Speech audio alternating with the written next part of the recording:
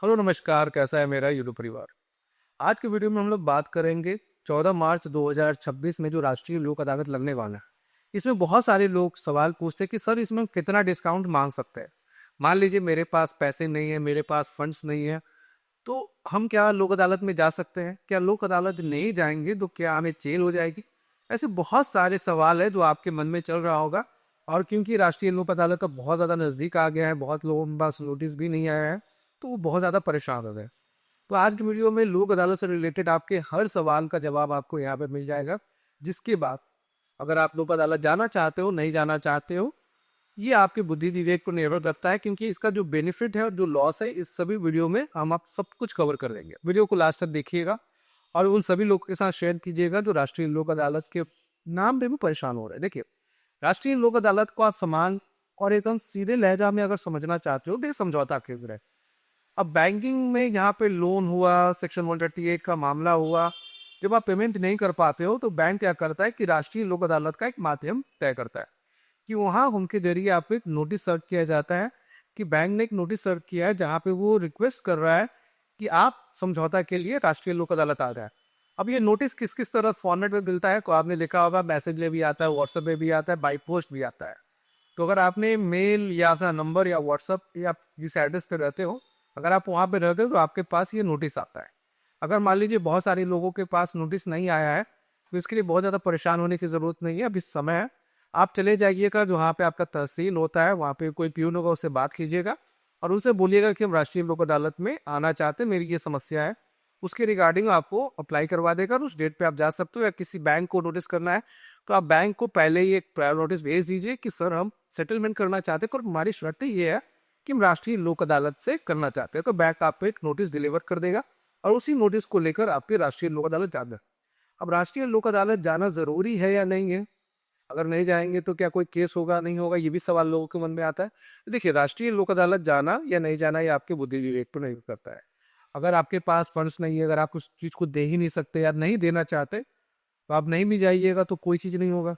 पर आप जाना चाहते हो, आप देखना चाहते हो कि मेरा लोन कितना माफ़ हो सकता है, कितना डिस्काउंट मिल सकता है, अगर इसमें कोई ईएमआई ऑप्शंस मिल गया, तो ये बहुत सारी चीज़ें होती है। तो उसके लिए आप जा सकते हो। ऐसा नहीं है कि आप चले जाओगे तो बैंक कोई अपने रिकवरी या किसी आदमी को बैठा के रखा है कि आप जाओगे और आपको पकड़ लिया जाएगा। ये भी डर लोगों को लगता है कि सर अभी हम उनसे छुप के रह रहे हैं, जाएंगे राष्ट्रीय लोक अदालत, उनके सामने होंगे तो कहीं हमें पकड़ लेगा। ऐसा कुछ भी नहीं होने वाला, क्योंकि आप एक मजिस्ट्रेट के सामने रहते हो, आप एक जगह पे रहते हो जहाँ पे आपसे समझौता के लिए बुलाया गया है। तो कभी भी आप ये सोच रहे हो कि आपके साथ कुछ भी होगा, तो ऐसा कुछ नहीं होगा। बहुत सारे लोगों के मन में होता है कि सर वकील करने के लिए पैसा नहीं है, तो राष्ट्रीय लोक अदालत में वकील करने की कोई ज़रूरत नहीं होती है। राष्ट्रीय लोक अदालत यहाँ पर आपको आपकी बात रखने का अधिकार देता है और आप अपनी समस्याओं के बारे में बेहतर जान रहे हो, तो आप वकील रखो ना रखो, इससे बहुत बड़ी समस्या नहीं है। आप सिर्फ चले जाओ। अब यहाँ पर लोगों के मन में होता है कि मान लीजिए नोटिस में एक रकम लिखा हुआ है। अब उस रकम में किसी का एग्जाम्पल मान लीजिए 5 लाख रुपए लिखा हुआ है, उसमें ब्याज, एक्स्ट्रा चार्ज और आपका मूलधन, सारी चीजों को जोड़ा गया है। अब लोगों के साथ समस्या ये है कि सर हमारे पास पैसा नहीं है। अगर हम राष्ट्रीय लोक अदालत चले जाते और हम मान लीजिए कि सहमत नहीं होते, तो क्या बैंक एनबीएफसी कंपनी हम पे दबाव बना के पैसा जमा करने के लिए खोल सकता है? तो इसका जवाब है बिल्कुल नहीं। अगर आपके पास पैसे नहीं है तो कोई बात नहीं। देखिए, इसमें होता क्या है कि बैंक आया है, एक बेंच समझिए, एक बेंच पे 3 लोग हैं, एक राष्ट्रीय लोक अदालत, एक बैंक और एक आप। अब बैंक और आप एक डिस्कस करते हो कि चलिए ये पैसा है, आप कितना दे सकते। तो आपने एक अमाउंट किया तो बैंक बोला नहीं ये कम है, थोड़ा सा बढ़ाई। जब दोनों एक अमाउंट पे, जब लमसम अमाउंट पे आप हो जाते हो तो आप लोग सहमत हो जाते हो। तब आप एक साइन करते हो, एनओसी साइन हो जाता है, उसके बाद आप पेमेंट कर दो। पेमेंट जब होता है आपके मेल पे एनओसी मिल जाता है। अब यहाँ पे क्या है कि जो समझौता हुआ, अब बैंक बाद में उसके मन में आया कि नहीं चलिए हम इससे ज़्यादा पैसा लेना चाहते हैं, तो वो भी नहीं दे सकता, क्योंकि राष्ट्रीय लोक अदालत में जो एक बार समझौता हो गया उसके बाद दोबारा कहीं पे भी सुनवाई नहीं होता। सुप्रीम कोर्ट में भी सुनवाई आप नहीं करवा सकते। तो ये एक चीज़ है। तो ये समझिए कि राष्ट्रीय लोक अदालत कभी भी आपको दबाव बनाने के लिए नहीं। राष्ट्रीय लोक अदालत की बेनिफिट ये होता है कि राष्ट्रीय लोक अदालत में आपके साथ धोखा नहीं होता। जब समझौता हो जाता है, कई बार देखोगे बैंक एचडीएफसी कंपनी के अलग अलग कैंप्स लगे रहते हैं, वहाँ पे समझौता हो गया, आप सहमत हो गए, उसके बाद जाके आप बैंक में भी सेटलमेंट करवा सकते हो। हाँ, बस कुछ चीज़ों का ध्यान दीजिएगा। जब भी आप राष्ट्रीय लोक अदालत जा रहे हो तो वहाँ पे एक बात हमेशा ध्यान रखिएगा कि अगर मान लीजिए समझौता नहीं होता है, बैंक ज़्यादा पैसे मांग रहे हैं, आपके पास उतना पैसा नहीं, ना साइन मत कीजिए, आप उसे पे रेडी मत कीजिएगा।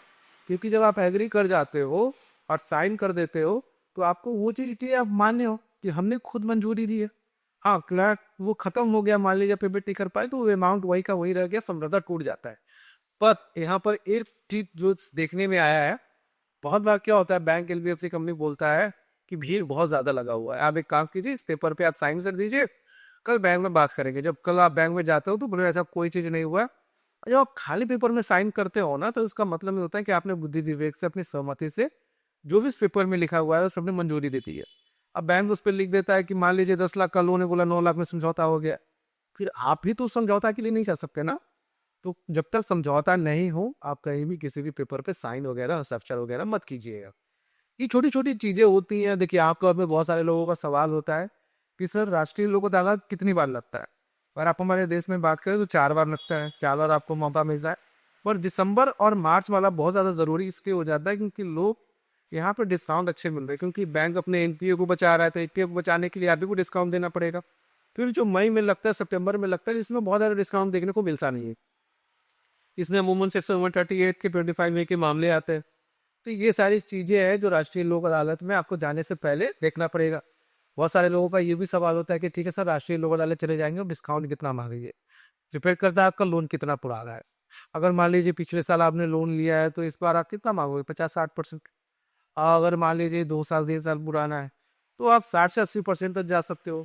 क्रेडिट कार्ड का लोन है तो पुराना लोन है, तो यहाँ पे 90% तक डिस्काउंट देखने को मिलता है। जितना लोन पुराना है उतना ज़्यादा आपको डिस्काउंट देखने को मिलता है। ये अलग अलग अमाउंट पर निर्भर करता है। क्रेडिट कार्ड में ज़्यादा मिलता है, पर्सनल लोन में थोड़ा सा कम मिलता है।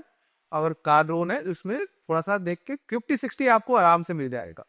अब इसके लिए क्या करना है, बहुत सारे लोगों का है कि सब बैंक में नोटिस नहीं भेजा है, नोटिस नहीं है, तो आप तुरंत बैंक को एक नोटिस बना के भेज दीजिए। कैसे नोटिस बनेगा, स्क्रीन पे नंबर है, आप अपॉइंटमेंट के थ्रू हमसे बात कर पाओगे। हम आपके लोन को समझेंगे क्या समस्या है, उसके लिए किस तरह का बैंक को नोटिस जाइएगा, उसमें क्या मटेरियल डालना चाहिए। देखिए, बहुत बार क्या होता है कि जब आप खुद से नोटिस बना के बैंक को भेज देते हो तो आपको वो चीज़ पता नहीं होता, जो चीज़ लिखना चाहिए, जो चीज़ डिमांड करना चाहिए, और कई बार इस तरह के नोटिस को रिजेक्ट कर दिया जाता है।